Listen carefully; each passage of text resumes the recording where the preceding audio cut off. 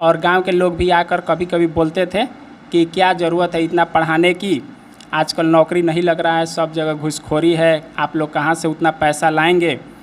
तो इसको ध्यान में रखते हुए वो लोग थोड़ी सी हतोत्साही हो जाते थे, तो हमारे घर के लोग भी पैसा वैसा देना बंद कर दिया था बाद में, और बोल दिया था कि कोई ना कोई जॉब करो। पर हम अपना मेहनत करके हम अपनी पढ़ाई लिखाई कर लिए, और उस समय अपनी बहन से भी हम कभी कभी पैसा ले लिया करते थे, और फिर जैसे हमको स्टाइपेंड वगैरह मिल जाता था हम रिटर्न कर देते थे। और साथ साथ हम एक संस्थापक भी हैं, CIRS पब्लिकेशन हमने खोल रखा है, और उससे हम रिसर्च पेपर अभी पब्लिश करते हैं। उसमें सारे रिसर्च स्कॉलर और फैकल्टी मेंबर्स का पेपर हम पब्लिश करते हैं पीयर रिव्यू प्रोसेस के अंतर्गत। BA, BCom, BSc, MA, MCom करें विश्व की सबसे बड़ी यूनिवर्सिटी इग्नू से। सॉल्व असाइनमेंट्स और गाइड बुक्स प्राप्त करें। संपर्क करें Mahakal computers, DAV PG college के पास, पंच मंदिरा मोड़ से दाहिने, सिवान। घर घर तक अपना नाम पहुंचाना है तो कुछ नया और अलग कीजिए। जुड़िए Indira gas and petroleum private limited से और बनिए LPG के डीलर और डिस्ट्रीब्यूटर। शुरू कीजिए अपना नया बिजनेस इंदिरा गैस के साथ। डीलरशिप और डिस्ट्रीब्यूटरशिप के लिए कॉल 9142677704। एम्स नई दिल्ली व सफदरजंग नई दिल्ली के सीनियर डॉक्टर अब आपके शहर सिवान में। डॉक्टर उमेश, नवजात एवं शिशु रोग विशेषज्ञ, चिकित्सा पदाधिकारी, सदर हॉस्पिटल सिवान। डॉक्टर उमेश जो आपके बच्चों का कर रहे कुशल व बेहतरीन इलाज। सुशीला देवी हॉस्पिटल, डॉक्टर उर्मिला अखौरी के सामने, hospital road Siwan. Mobile number 9199720654 और 7250722154। रवि अरुआ देखा तनी मैच बॉक्स। हम पहुँचल बनी जीरादेई प्रखंड के लोहगाजर गांव में।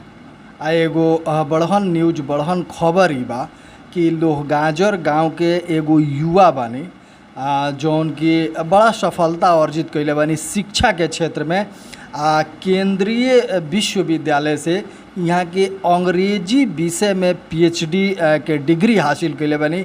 निश्चित तौर पर ई लम्हर बहुत बड़हन एक तरह से उपलब्धि बा, खास करके यहाँ के परिवार के लोग खातिर या फिर एक गांव के लोग खातिर या फिर ये जिला खातिर कि एगो साधारण परिवार के जौन बच्चा बा वो केंद्रीय विश्वविद्यालय से वो भी अंग्रेजी विषय में डॉक्टरेट के एक तरह से उपाधि लेल बनी, PhD के अथी उपाधि लेल बनी। तो आई यहाँ से मिलल जा, यहाँ से जानल जाओ कि आखिर कितना मेहनत पड़ल बा ये पूरा सफलता के अर्जित करे में। सबसे पहले तो और मैच बॉक्स चैनल पर स्वागत बा जी। धन्यवाद, बहुत बहुत धन्यवाद, श्रोताओं को भी धन्यवाद।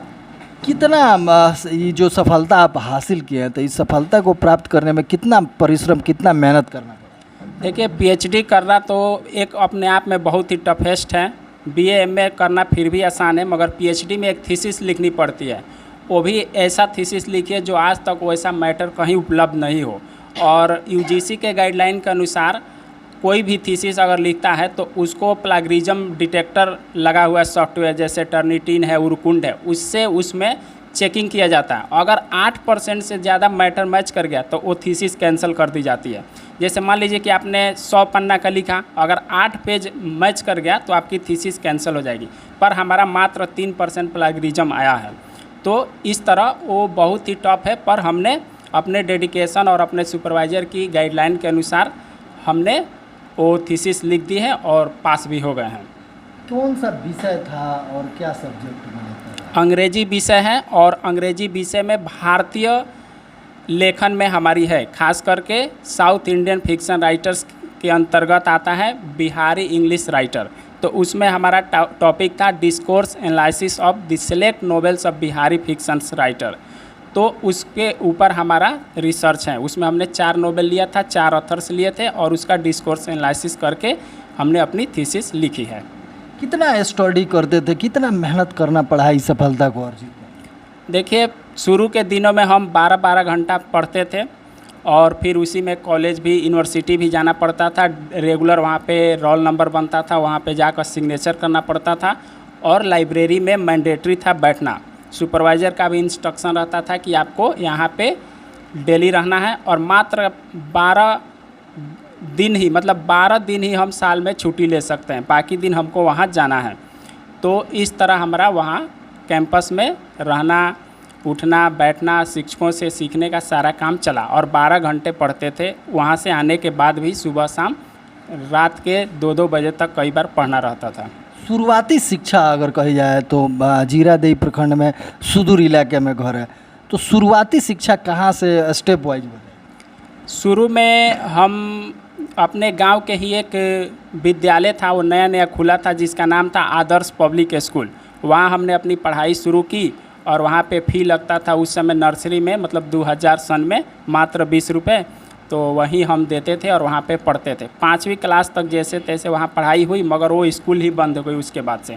फिर हमारा नामांकन 6 कक्षा में हो गई प्राथमिक विद्यालय में, राजकीय मध्य विद्यालय लोहगांजर में। फिर उसके बाद 8वीं तक वहाँ पढ़ने के बाद हाई स्कूल में हुई हमारी पढ़ाई, जिसका नाम था राजेंद्र सिंह उच्च विद्यालय लोहगांजर। वहाँ से हम पूरे अपने विद्यालय में 78% मार्क्स के साथ 10th पास कर गए 2010 में। फिर हमारा साइंस और मैथ में चूँकि डिस्टिंक्शन था, तो हमको एक संस्थान है दिल्ली में, साइंस एंड प्रौद्योगिकी संस्थान नई दिल्ली, वहाँ से हमको एज ए 5000 का एक चेक मिला था प्रोत्साहन राशि के रूप में। फिर हम आपका सिवान DAV PG कॉलेज से ISC कर लिए मैथ में 2 साल। फिर हम दिल्ली यूनिवर्सिटी में गए फॉर्म भरने के लिए, मगर इधर बिहार में चूँकि रिजल्ट लेट आता है तो वहाँ गए भी तो कोई बेनिफिट नहीं हुआ। फिर हमको बहुत सारे लोगों ने बोला कि गया था और वहाँ से मतलब कुछ नहीं हुई, मुंह बनाकर चला आया। फिर हम पटना में गए और पटना से BA में नामांकन ले लिए एन कॉलेज पटना से, वहाँ से BA फर्स्ट डिवीज़न किए। फिर उसी कॉलेज से MA कर लिए। फिर हम PhD के लिए अपना ऑल इंडिया लेवल पर इंट्रांस दिए और मात्र OBC में एक सीट रहता था वहाँ पे मोतिहारी में महात्मा गांधी केंद्रीय विश्वविद्यालय में। उस एक सीट में पहले तो इंट्रांस दिए ऑल इंडिया लेवल पर, उसमें सिलेक्शन हुआ। फिर गए वहाँ पे इंटरव्यू हुआ, ओपन वाइवा होती है, वहाँ पे ओपन वाइवा नहीं होती, चूँकि ओपन वाइवा PhD में होती है, उस समय इंटरव्यू होती है और इंटरव्यू के बाद सिलेक्शन होता है। तो OBC के एक सीट में हमने वहाँ अपना नामांकन लिया और पढ़ाई के दौरान हमको फेलोशिप मिलती थी और उसी पैसे से हमने पढ़ाई अपनी पूरी की है। इतना पढ़ाई अर्जित किए हैं, इतनी बड़ी उपलब्धि है, आगे का क्या प्लान है, आगे क्या करेंगे? आगे यही है कि अब हम गवर्नमेंट में एज ए असिस्टेंट प्रोफेसर के रूप में अप्लाई कर रहे हैं। 2 से 3 महीने के अंदर मेरा कहीं ना कहीं हो जाएगा। अभी हमको कई प्राइवेट यूनिवर्सिटी से ऑफ़र मिला है, कोई 50,000 रुपया दे रहा है तो कोई 40,000 रुपया दे रहा है, मगर अभी हम ज्वाइनिंग नहीं कर रहे हैं। सोच रहे हैं कि अभी हम सेंट्रल यूनिवर्सिटी से पढ़े हैं, हमारा स्थिति भी अच्छी है, तो जैसे जहाँ जहाँ आती है ऑल इंडिया लेवल पे, तो हम परमानेंट एज ए गवर्नमेंट में अप्लाई करें तो हम वहाँ बन जाएंगे। तो अभी हम उसी पर फोकस कर रहे हैं और जल्दी हमारा हो भी जाएगा कहीं ना कहीं, इतना हमको आत्मविश्वास है। परिवार के लोगों का कितना सहयोग मिला है? शुरू के दिनों में हमारे भाई लोग और माता पिता सारे लोग करते थे हमारी सहयोग, पर जैसे जैसे समय कटता गया तो वे लोग थोड़ी सी, हमारे भाई लोग थोड़ी सी हतोत्साहित हो गए। उन लोग बोल भी दिया कि पढ़ाई लिखाई छोड़ दो, कहीं ज्वाइनिंग कर लो। और गांव के लोग भी आकर कभी कभी बोलते थे कि क्या ज़रूरत है इतना पढ़ाने की, आजकल नौकरी नहीं लग रहा है, सब जगह घूसखोरी है, आप लोग कहाँ से उतना पैसा लाएंगे। तो इसको ध्यान में रखते हुए वो लोग थोड़ी सी हतोत्साही हो जाते थे, तो हमारे घर के लोग भी पैसा वैसा देना बंद कर दिया था बाद में और बोल दिया था कि कोई ना कोई जॉब करो।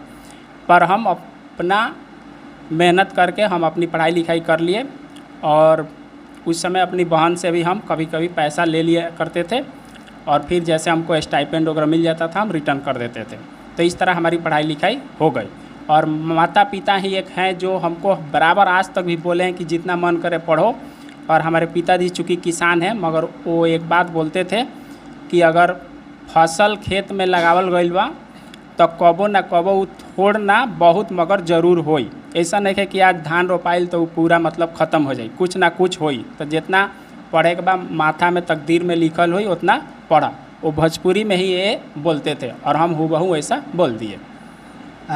आज के जो लड़के हैं, आज समाज में ये प्रचलन है कि जल्दी से कोई ऐसी शिक्षा अर्जित की जाए कि तुरंत जॉब मिल जाए, लेकिन आपका जो स्तर है, जो आपने जो किया है, ये लंबी पढ़ाई का एक तरह से मार्ग है।